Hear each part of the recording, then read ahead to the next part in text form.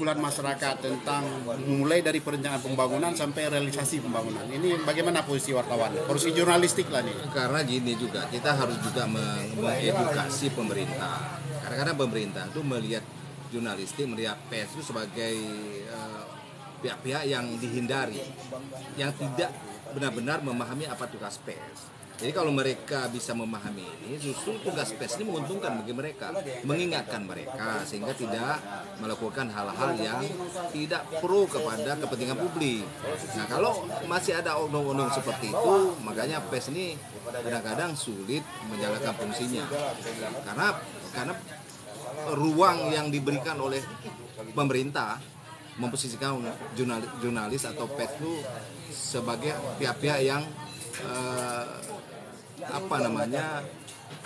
yang tidak diberi kesempatan, misalnya melakukan konfirmasi, menguji informasi dan seterusnya. Jadi pemahaman itu juga harus benar. Jadi pers bukan musuh.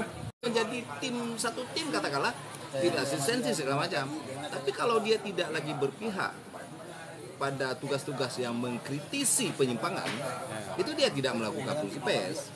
Nah, wartawan objektif, wartawan netral, wartawan harus kritis. Nah, kalau tidak melakukan itu dia bukan lagi wartawan, mungkin dia menjadi tim humas.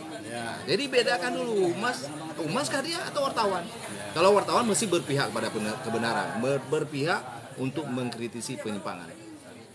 Menurut Bapak ada nggak kaitan misalnya pengawasan oleh wartawan dengan keberhasilan sebuah pemerintah atau sebuah pembangunan yang dilakukan?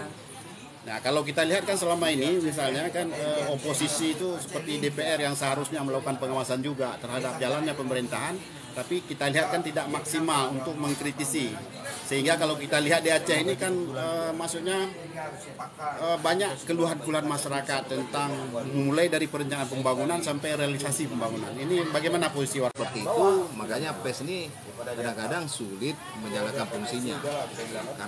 Karena ruang yang diberikan oleh pemerintah memposisikan jurnalis atau pers itu sebagai pihak-pihak yang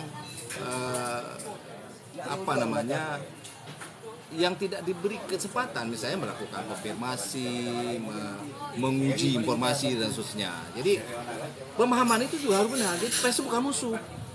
Pers itu mendudukkan masalah itu secara benar. Ini itu persoalannya. Jadi Bapak kan salah satu wartawan juga senior di sini kan. Jadi kalau Bapak melihat pola komunikasi dulu antara media dengan pejabat. Kalau dulu kan ada temu pers gitu pemerintah. Sekarang kan lebih mereka meng-hire beberapa orang untuk membuat rilis pers.